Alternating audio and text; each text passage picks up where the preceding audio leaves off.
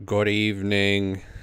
The Toronto Raptors make history, losing 133 to 85, their largest deficit in franchise history. Uh, I maybe took the least amount of notes I've ever taken for a game in this one, so I'm gonna have to freestyle. I kind of checked out when I saw that Malachi Flynn had 38, and then I looked again and he had 41, and then I looked again and he had 45, and then I looked again and he had the 50 burger. So, yeah, the Toronto Raptors outscore Malachi Flynn by 35 points. I mean, this is definitely funnier than the Delano going hot. I mean, 50 points. It's the most from a reserve in this season. It was also done at an efficiency that only, I think it was Michael Jordan and Jalen Brunson had ever done. I think he shot 70% from the field. I have not seen the highlights yet, but it's kind of got to be a bit of an indictment against the Atlanta Hawks, because going into this game, Malachi had 98 points on the season. So 50 burger, he increases his scoring output by 51% in this game. And it just was so funny that it happened on a night where the Raptors score 85, and it would have been a lot lower. It was like they were in the 60s for a while. It kind of got some. I mean, the Wolves took like Luka Garza out of the freezer, and I mean, it was like when the game mattered, it was I think even worse. And it was really funny because at the end of the game, like, I mean, this is one of the funnier like seasons I've ever seen of a sports team. And I grew up a Canucks fan, and this is like a special level of dysfunction. Devlin, just with like one shred of like, just, I don't even know, pride or whatever left. He's like, if the Raptors score a basket here, it won't be their worst loss in franchise history. And then JFL, I don't know if he like, I guess he didn't get the memo or just didn't care. I don't know if he was delaying, but he took a little bit of time getting into his move around like 17 feet. And he got it off a little late. It kind of felt like those threes that the guys take when the buzzer goes and then they take it like half a second later. It kind of felt like that. Like he just wanted the game to end. You can't blame him. But it was just really funny because it was kind of like like this one like final shred of hope left from Matt Devlin, and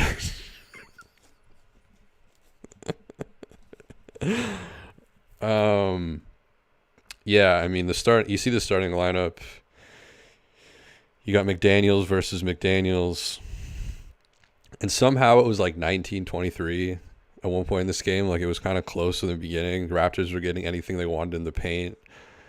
Didn't really make sense. Grady Dick was like wreaking havoc on the center lineup. Like he was stripping Rudy Gobert and deterring Naz Reid at the rim. It's like what is happening? And then the second quarter hit, and that world-class defense kind of locked into gear and shut down all those easy drives. And then it just became ugly. Like just one of the uglier games I've seen after that point. Like after the first quarter onwards, it was pretty disgusting. Raptors 7 for 30 from 3. 33 for 90 from the field. That's, for people who don't do math, that's 36.7%. The Toronto Raptors shot I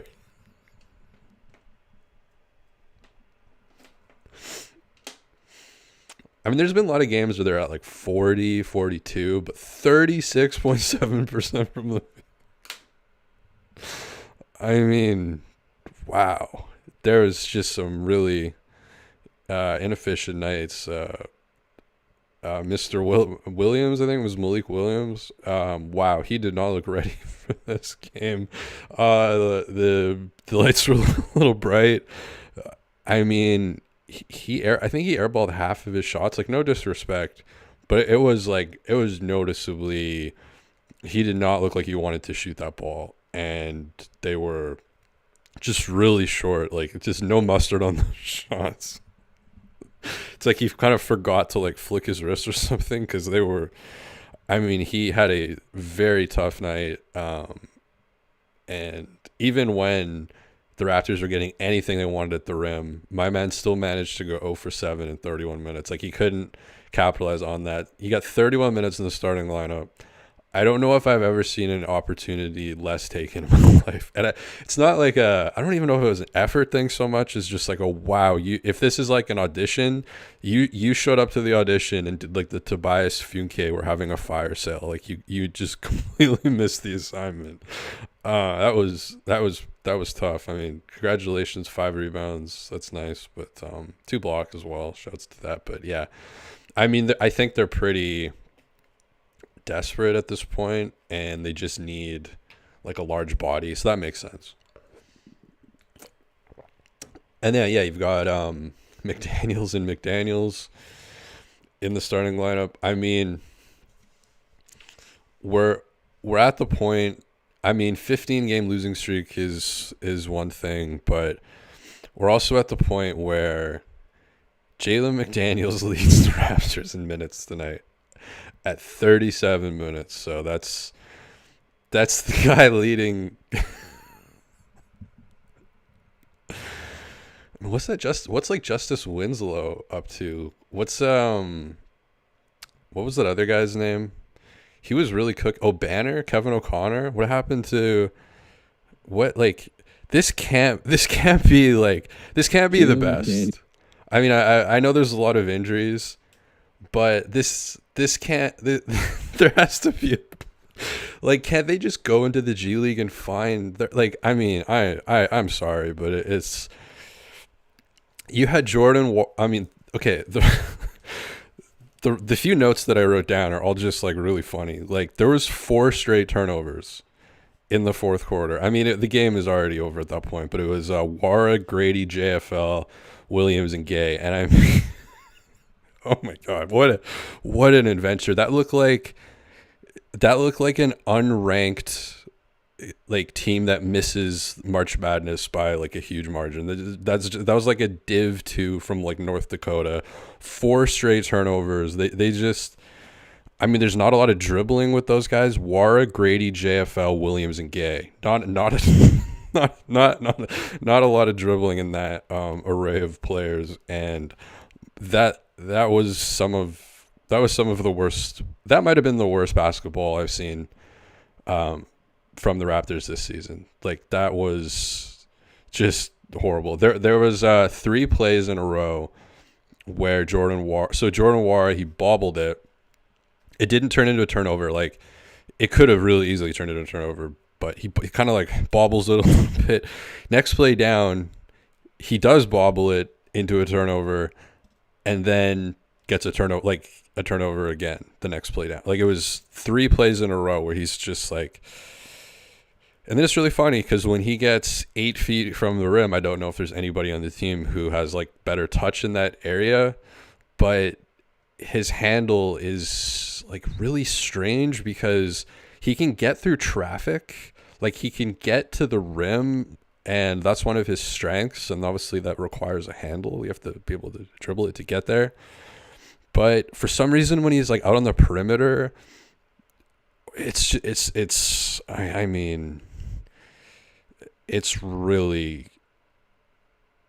really tough. Like, it's not smooth. When he goes like behind the couple behind the back passes that he's had that are highlights are also just kind of these like strange outliers, because normally when he does it, it's just like, it's like an, oh my God, what are you doing? Or he dribbles it off his foot. He's an interesting player. I mean, I assume all these guys are just getting way more leash than they normally would. I mean, I think that's a pretty fair assumption that, like, I mean, McDaniels, you're not getting 37 minutes. Like, you're not these like younger guys. I don't know where Kobe Simmons was tonight, but these younger guys, like, you're not. This is probably the longest run you're going to get. And as a collective, you scored 35 more points than Malachi.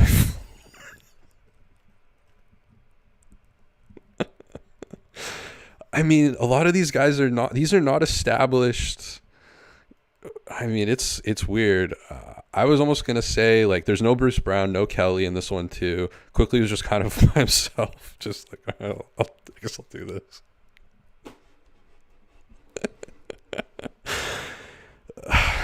Get Gary with the improved outfit, kind of wearing an array of greens after his outfit from last night, which was just very pear-shaped, and I don't know how to describe it, but just is more the shape of it, like looking at it from far away. I'm sure like when you're up close to him, it didn't look that strange, but just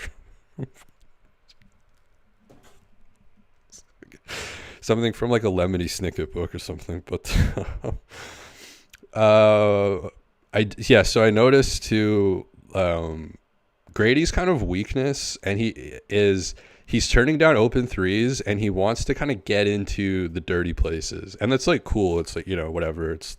You're tanking. There's no point to anything. It's just complete whatever.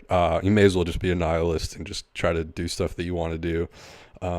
By the way, I did start a new Grady video today, the one where he shot from behind the backboard. Got some good stuff there, but he has this habit of turning down like pretty open threes and then just kind of driving into traffic, and that's where his lack of strength, which is still there, like really gets exposed when he has to, like when a Gobert or something, or like the good McDaniels, because his handle isn't completely, like, he doesn't have Kyrie handle yet, so sometimes he'll get kind of caught maybe looking at the ground, or not like noticing where he is, or not noticing where everybody is on the floor, and then all of a sudden Rudy Gobert is there, and he did try to go up against him tonight, which did not work. But there's other times where he just kind of gets a bit shocked and he has to pivot, and when he's pivoting and has to kind of come to a stop, like deceleration, that's where he kind of falls over or has to kind of run out of bounds into the annals of the stadium and then come back in. And that's whatever, he's like 19 or whatever. So it's like 1 year out of high school. When I was in high school, I could barely walk up a set of stairs. That's not true. I was in pretty good shape. But, so yeah, the Raptors like randomly get a lot of paint points in the beginning. So it was like, is this going to be a game? Like, this just seems like when they showed the highlight reel at the end of the first quarter, it's just like, what is Minnesota? I think they're on a back-to-back as well. So it's like, what are they, like, this is like the best defensive team in the NBA by a mile. Like, what are they doing? They're just allowing a parade. And then not only did the defense click in, but Naz Reid really clicked in. And I don't know why, but Grady was guarding him on the perimeter on a lot of them. I mean, the Raptors defense, I don't think you can even like study it. I just think it's kind of a random, I don't know if you can like make anything out of it, but Naz Reid, man, in that second quarter, he shot 6 for 10 from 3 on the night, 23 points. So he made 6 threes. I think 4 of them were in the first half of the second quarter. And he doesn't jump when he shoots. Like, he gets so much power from his wrist. You can really tell when he lets it go. Like, he's not it's an efficient shot. Like, he's not like, he'd be the type of guy who could be good in a 3-point competition, because it's not like there isn't a ton of mechanics to it. And yeah, he gets it off really easy. He's really tall, obviously. So, I mean, he's like a super version of like what you would think Precious could be. He's kind of the crazy version of that. He's like, for a team to lose Cat, to have like, I don't know if, not to go too down this rabbit hole, because this is more like Zach Lowe talk. It's like big, actual intelligent NBA discussion, which is not my forte. I'm too dumb for that. But I don't know if there is a team that has like a quote unquote star that they could lose and just have somebody who's just that ready to kind of step into that so seamlessly. And like, he's hitting his threes. I think he's like 43% on the season or something like that. So this is not like an anomaly. I mean, 6 for 10 is, I guess, a bit of an anomaly, but yeah, I don't know what Grady was doing out there. Like, like the Raptors bigs tonight, it's like, because you don't have Olynyk, so you got like, collectively, I think, like, the Raptors centers collectively have probably played like one NBA game combined, like one full 40-minute NBA game. So yeah, just a historic starting lineup, very reminiscent of like the Daniel Oturu, Tremont Waters. Who else? Who else is in there? trash clips, the brains of this operation. Who else was on that team? Who else was in that lineup? It was like Daniel Otoro. I don't know if Kem Birch was on the team at that point, but yeah, this game I need to watch. Did anybody turn on the Malachi game? I was just casually watching it. Be like, oh, Malachi's 38. Oh, Malachi's 41, 45, 50.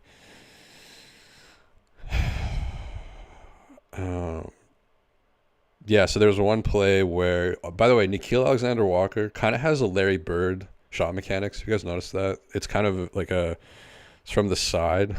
I noticed that during the Team Canada stuff. He's like an interesting player to study if you're into like, can you learn like what is genetic and what can you learn? Because I feel like the way he moves is really similar to Shea and they're related.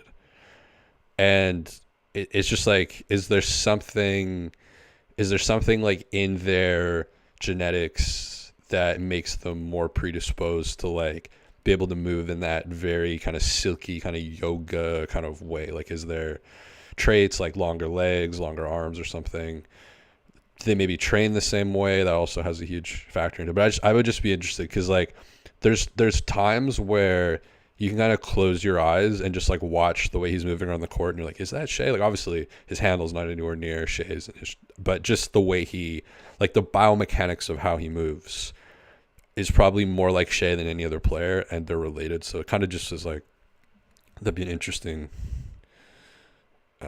like serious podcast to do, which okay. What are people saying in the chat? Atlanta B says Warren needs to work on his handles. I mean, yeah, there's a lot of guys on this team. Like, as I was watching this tonight, I kind of think in terms of offense, you have dribbling, shooting, passing. Those are like the three like skills.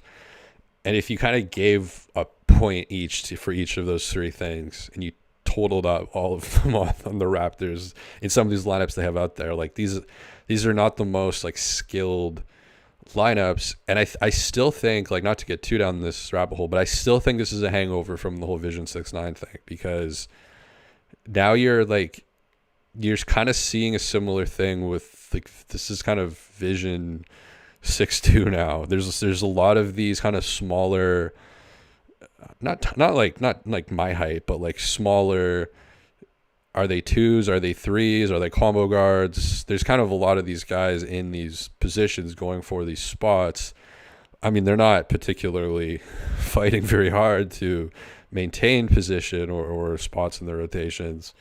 And I don't know what Darko's strategy is. If it's to be disciplinary, which I guess is like not his thing, it's obviously not that. I mean, you've got McDaniels just completely mailing in the season and he's still starting games for you. So, I mean, there isn't an ounce of like disciplinarian in him, I don't believe. It doesn't look like.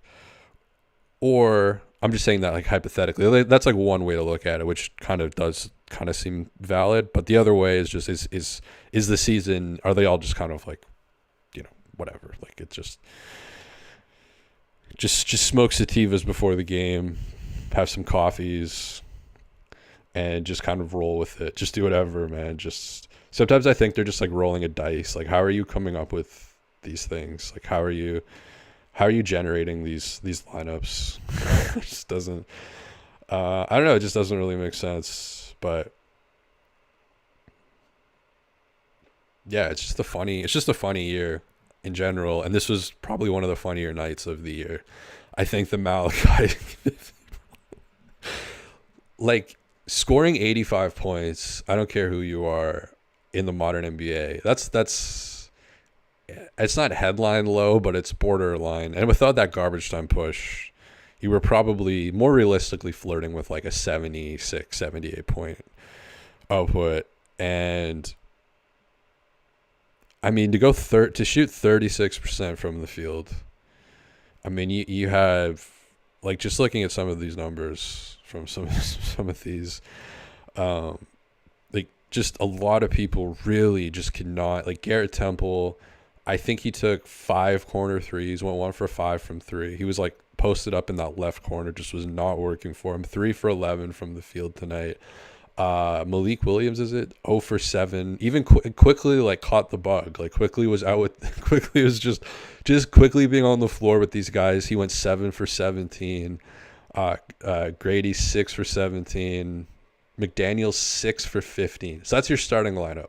6 for 15, 3 for 11, 0 for 7, 7 for 17, 6 for 17. I mean, Freeman Liberty, I guess, is kind of the standout off the bench. 6 for 10. And then Wara 4 for 9. Moguet 1 for 4. But yeah, so 4 for 9 and 6 for 10. Wara, Freeman Liberty had some efficiency, although so this is what's beautiful about this game, man. This is why I love this game. This is, by the way, the biggest loss in franchise history, so you know there's going to be some crazy things in the box score, and I'm about to give you another one. So Jordan Wara and Freeman Liberty, they gave you the only two guys kind of efficient from the floor. They combined to go 10 for 19, but on the flip side, they're also giving you 9 turnovers.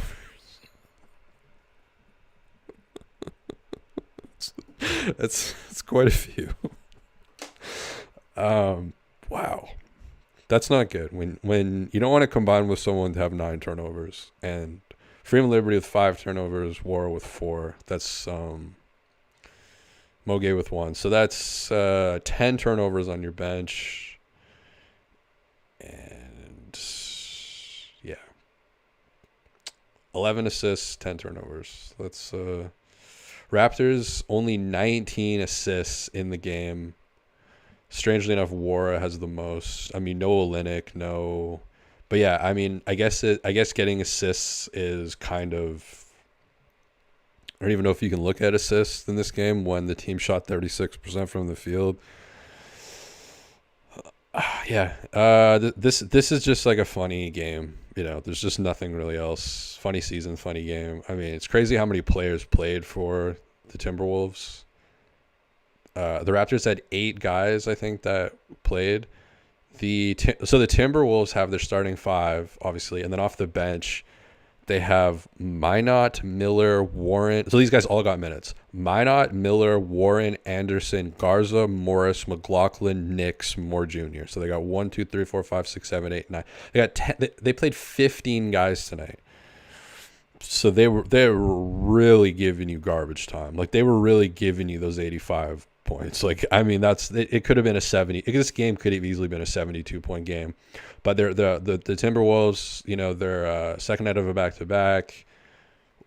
You're up by 40 points. Just throw them in, man. Just throw in Moore Jr. Wendell Moore Jr. Sure, throw that guy in, man. Fuck it. Second night of a back-to-back. You're up 133 to 85. Have fun out there, buddy. Yeah, a lot of people in the chat talking about a lot of these guys won't be on the team in a year. Vegan Grass. It's true. Like I mean, could you imagine? It's funny. People always talk, "Oh, this is what the money's for," and it's like, yeah, sure, but there is a human element. Like Bobby and Masai are. Well, Bobby was at that game, actually. They showed him the other night. But they're at least, like, aware of what's happening. And I think when you're in... See, this is why, like, tanking when you're a front office can be kind of tricky PR because you don't want to... Like, I feel like you're starting to push it a little bit. I mean, 15 games is... That's quite a few. So I just kind of wonder what their psyche is. I mean, the public message is obviously going to be like, yeah, you know, we're pretty chill with all this. But it is kind of getting to a point where it is kind of becoming a bigger story than you probably want it to be.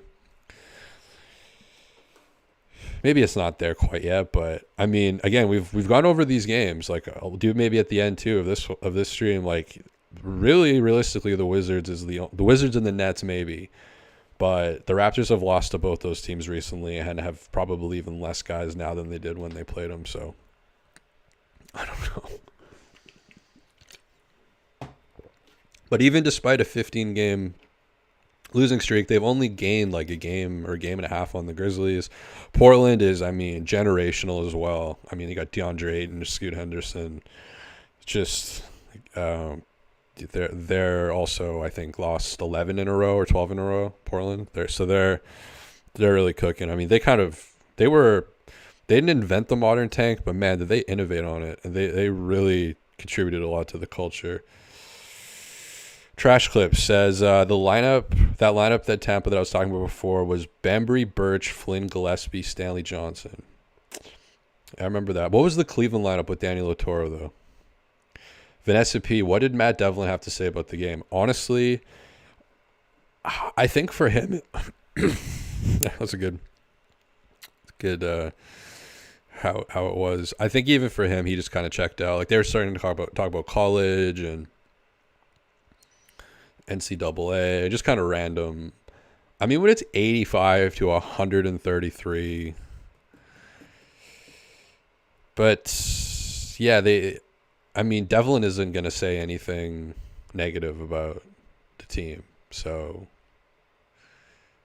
yeah, it was, to be honest, I just feel like this was a mushroom game or something. I did two CB MDMA and mushrooms all at the same time once at a music festival, and the four of us just kind of sat in a circle and stared at each other without being able to talk or like move or anything.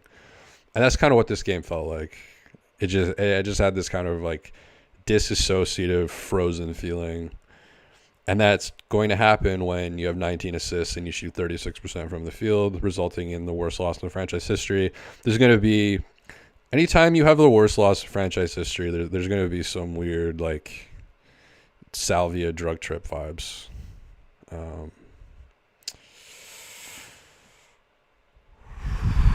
Some people talking about Darko. I think earlier in the season when they were trying to actually win games, and I talked about them, there were definitely questionable lineup decisions by Darko, game to game stuff, weird challenges. I don't know, has Darko challenged anything last month? But there was just a lot of questionable decisions, I thought. But I think now with where the season's at, I don't think there's anything he can really, I mean, I think if anything, it's actually shown a bit of strength or like made his campaign a bit better, because even though they're getting killed, at least there is still some remnants of like a consistent system. It's not really like those Houston Rockets teams from back in the day. Like, there is still a structure to things, so you do have to kind of give him credit for that. But I don't think you can really assess. I wasn't a huge fan of like his decision making earlier in the season, but I don't think you can really assess much from this, like from him. I mean, you can from the players for sure, but that's not his job to like. His job is not to motivate a 23 win team or to motivate guys who are on the edge of the league. Like, that's got to come from them. Like, this is not like a playoff run where everybody has to band together. This is like, you got to go out there and not like embarrass yourself on national television when you're just like a fringe guy. And I don't know, like, he doesn't seem the type to have those. He's not going to word it like that, but I mean, that is kind of what it is. I think a lot of these guys are on the edge of, like, are they G League guys or the NBA guys? And a lot of them just have not. Some of them it's effort, so JFL, for example. Effort's not the question with him. It's just like you're getting 5 turnovers in the game. You're dribbling it off your foot. Your handle looks like the guys at the park. Like, no disrespect, but it's rough. And you kind of do one thing. You drive to the hoop. It's like... But, I mean, who knows, man? Like, they let go of Delano. They let go of Malachi. Malachi gets 50 points. Maybe just don't let anybody leave. Just hold on to everybody. Keep them in the system somehow. I don't know. But I haven't seen a ton from him. And, like, his effort has been there. You have to give him that. McDaniels is, like, 0 for 2. Like, no effort. And I just have not seen. He just doesn't look like an NBA player at all. His decision-making is horrible. His IQ is... Like, his him in a 4-on-3 or him on a 3-on-2, like him with an advantage, he kind of changed. Like he doesn't. He's almost like Chris Boucher in transition in terms of decision making. It's just he'll make a decent pass once in a while, like he is in the NBA, but it's really rough. He makes very basic mistakes, just not making hit-ahead passes, passing it to the wrong person at the wrong time, taking it at the wrong time, and just has really bad touch. Like when he does a lot of shots where he's avoiding contact and he's like falling away, and he has decent flexibility. Like I'm sure he can perform in like a Pilates studio. I wouldn't put him on a yoga. He's like one of the few guys on the Raptors that has maybe done too much yoga, where it's like, okay, you're really flexible and bendy, but like, can you finish at those angles? And it's just clearly no. And clearly the three is not there. What are you good at in terms of making an NBA roster? Obviously you're an NBA player. You could go down to the middle school and put up 135 points probably, but like you're part of the worst loss. You led the team in minutes in the worst loss in franchise history. So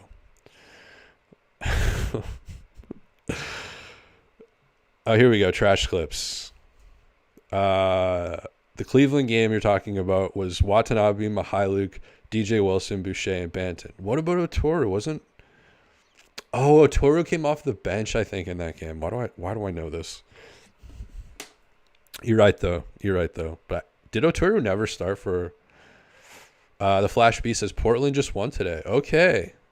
There we go.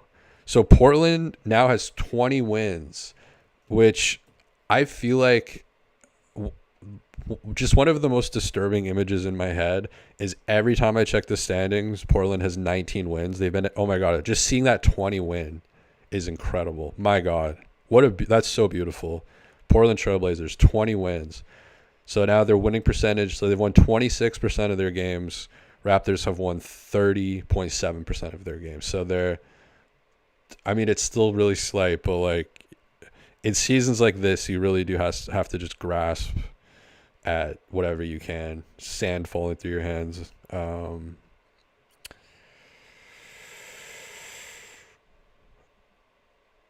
Vegan Grass. Jack admitted he did some deep research into things to talk about if things went south. I don't know what you mean by that, but I just completely tuned out. But can you elaborate? Because I don't really know. Trash clips. Oturu stepped on the floor 5 games or something, but never started. Okay. Tylee, the McDaniels defensive assignments are always wild. I thought he played like decent defense against Anthony Edwards in the first quarter, and then it became more of a Garrett Temple assignment for some reason, and that's when Anthony Edwards kind of started cooking. And then once Anthony Edwards just started kind of doing whatever, it didn't matter if McDaniels was on him or Garrett Temple was on him. He was just pretty much getting what he wanted. 10 for 23, not super efficient, but 5 for 12 from three-pointer. From three-pointer. Wow. Yeah. Worst loss to franchise history.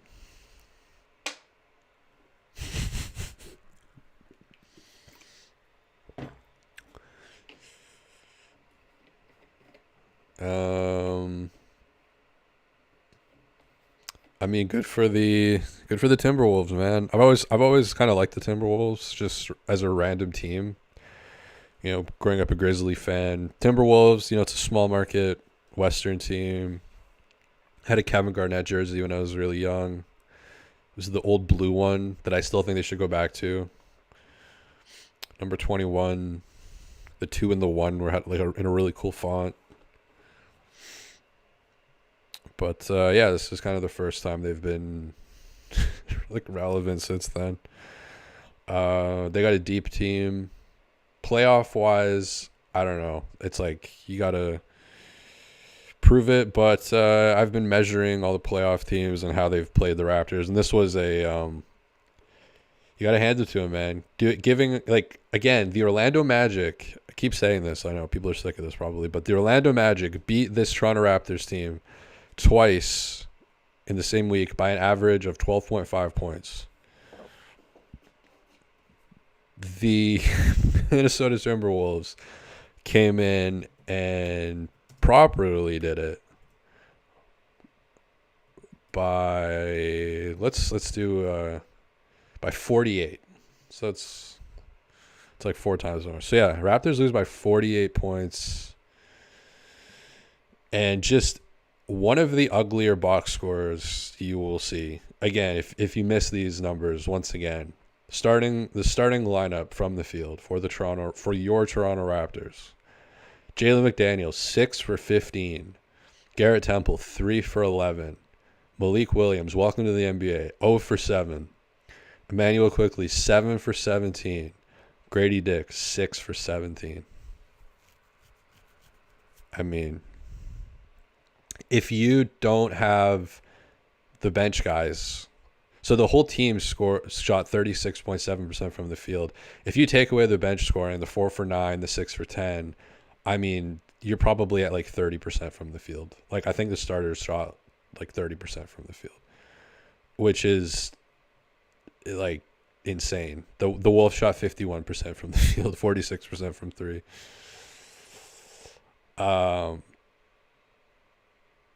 And the Wolves defense wasn't even like that crazy tonight. Like it was just bad. I think they kind of knew they didn't have to be. Second night of a back-to-back. I mean, I think the scouting report on the Raptors is pretty like Luka Garza, like stay ready. Luka Garza is the scouting report. Like stay ready. Deshaun Nix. Sorry. Stay ready. Wendell Moore Jr. Stay ready, Jordan McLaughlin. Like you're gonna get into this. Josh Minot. That sounds familiar. Where did he go to college?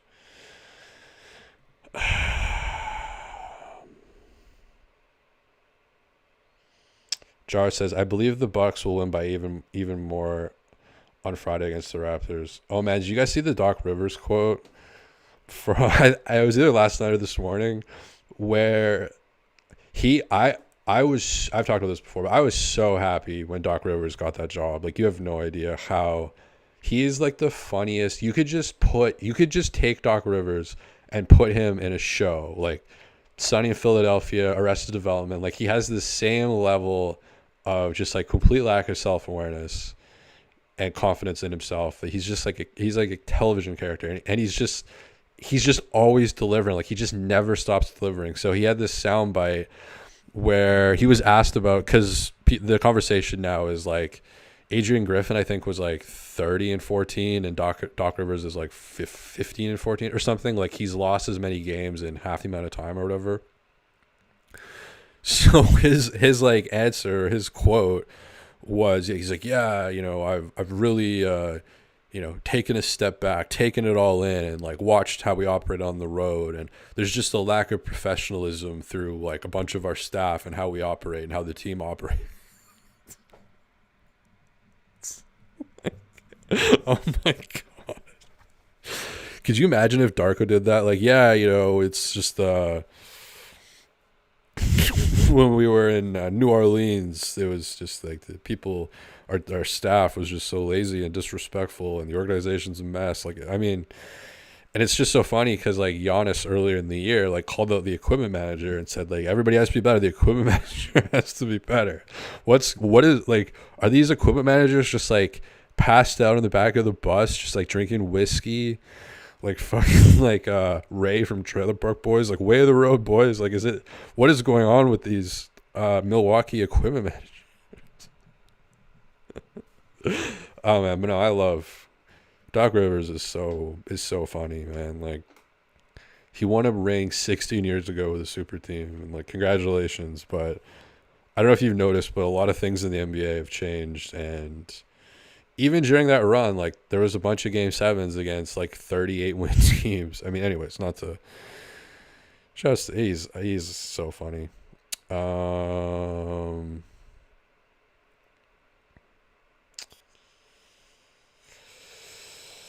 But yeah, that's kind of it. Oh, Lurk Squad says Malachi's dad got the last laugh. Yeah, shouts to Eric Flynn, out here with me on the West Coast.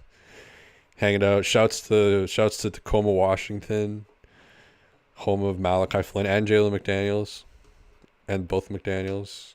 Big night for Seattle hoops. Malachi Flynn dropping.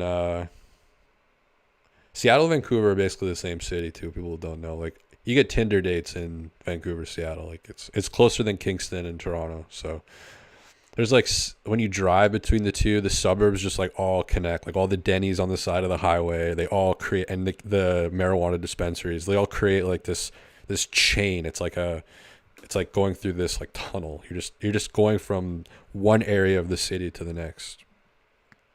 So big night for the region. Malachi Flynn outscoring his former Toronto Raptors by 35 points. Coming into this game, Malachi Flynn, there's going to be a Dorktown episode about this probably, because coming into this game, Malachi Flynn had 98 points on the season with a 50 burger. He increases his scoring on the season with like 5 games left in the season by 51% in one game. And you just have to wonder, I haven't watched the highlights yet. I should really like rig a way to watch highlights like right now, like make a playlist or something. It sucks that on YouTube you can't live stream unless you're like verified. So I can't just start up a dummy account that no one will watch and like play with the software. It kind of sucks. I have to learn it on the go, which has been a fucking adventure this year. But anyways, it would be cool to just bring up all the highlights and like watch them. But I'll figure out how to do that, at some other time. Maybe I'll put something out on Twitter. I'm definitely going to put a Grady Dick compilation out on Twitter. Going to put some Aphex Twin, I think. Some Grady Dick stuff. Judd says, imagine explaining this game to a Raps fan at the start of the season. Yeah, I mean, after last season, I thought that was the worst it would get. So if you would have told me like, oh no, this season will actually be quite a bit worse, that would have been a surprise just on its just that part of it on its own. That like, oh no, this next season will be much worse. And really, since there's only been like one good season in the last how many years now, 3 or whatever. So the Scotty rookie season, the Philadelphia 70s, the random Precious Achua 44% from 3 streak. The first year of this channel, the season 1. Good times. Delano Banton beefing with Bradley Beal on his first NBA shift. Good times, man. I can't remember who was on that team. Trash clips. The Atlanta Hawks are the 27th worst defense in the league. Still impressive, though. Is that including tonight's numbers?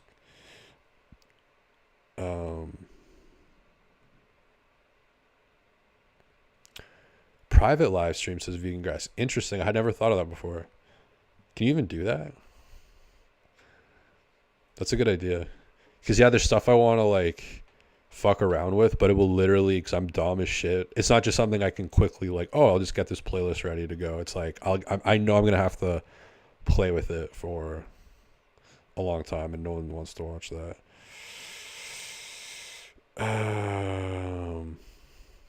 3 Design, the Saint Only fans. I don't even know how there's fans left. No, I mean,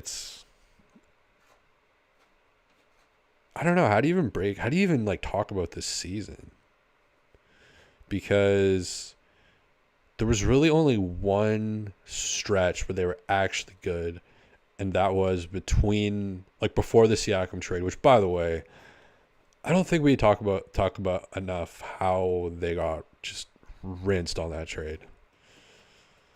Like, that was bad. But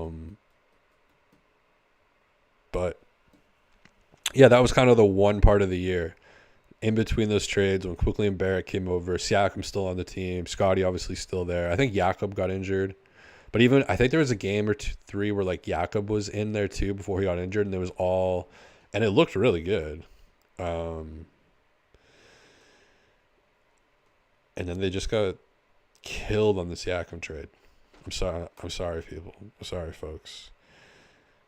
I know he wasn't expiring, but I mean, I don't have to rehash all that went into it, but there's just so many mistakes.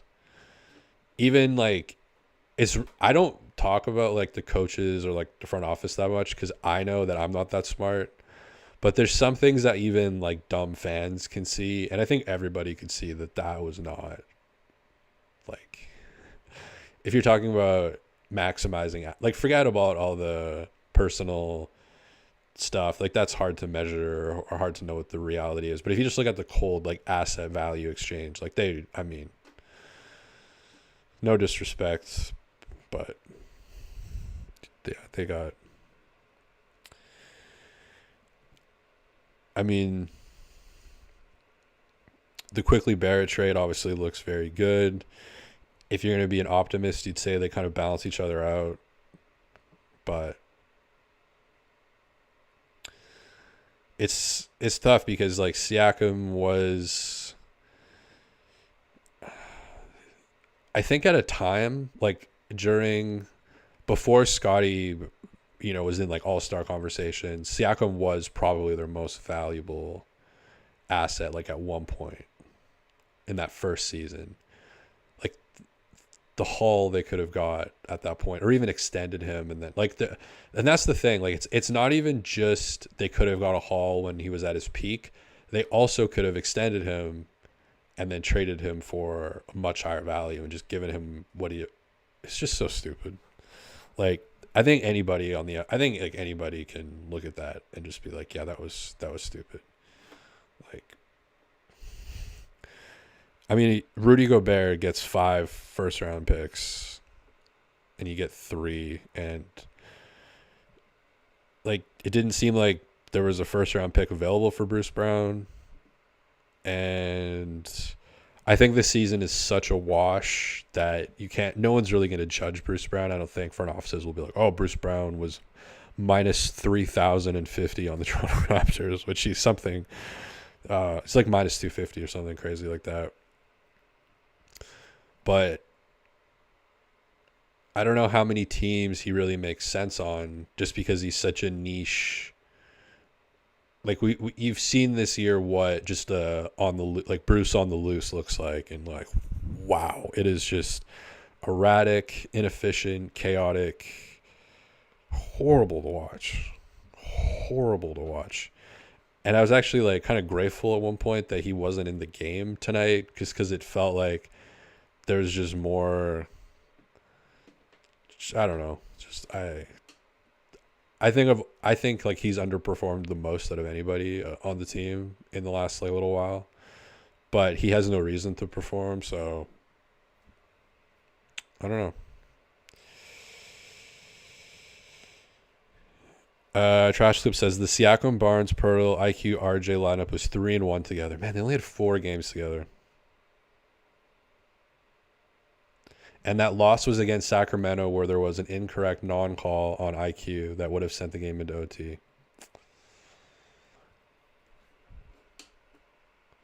That's crazy. They only played 4 games together. But yeah.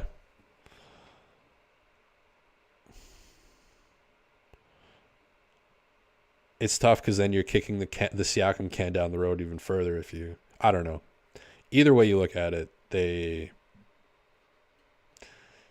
that's the thing. Like the front office has been so, I don't say they've been so transparent, but they've been kind of open about, oh yeah, we really like optionality. Like that's what it's all about, is having options. Try telling that to like someone you're dating. The biggest thing for me is just options. I like the idea of just being able to get rid of you whenever I want and just like bring somebody else in. I mean, that could work with some people, but a lot of people you're gonna like rub the wrong way, and you got 15 people on the roster, so probably only 2 of them would be like receptive to that communication style. So I think it's just, that's kind of the real tragedy in a way. It just doesn't. It's just things managerially, and that's not a hot take. Have just like, even Grange is out on Twitter being like, yeah, and they're, what a disaster. This is astonishing. They might not even keep their pick. And I mean, if they don't get if they go through all this and the Spurs get the pick, I mean, think it was Alex who said this. I'm stealing it from him. They need to send Bobby to the event just so we see. Like, it better not be like Justice Winslow or like McDaniels or something. McDaniels would be funny, actually. Like, here's somebody that instantly just gonna get your job. Like, go have fun.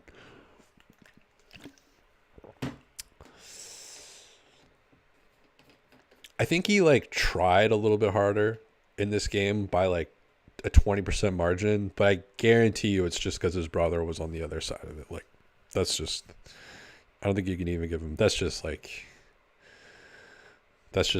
DNA bump you get, the 10% DNA bump.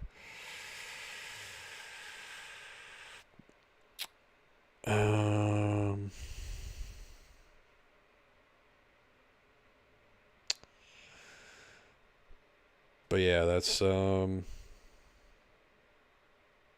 pretty much it. This was the Daniel Oturu game of the season. The biggest loss. Toronto Raptors lose 133-85. The least notes I've ever taken for a game. It's, you guys see that? Like, that's it. Normally I got a whole page full and then back page as well with some other random stuff. But I mean, I'm talking like 10, 12 things. Like, just brutal. Like, no assists, no shot making.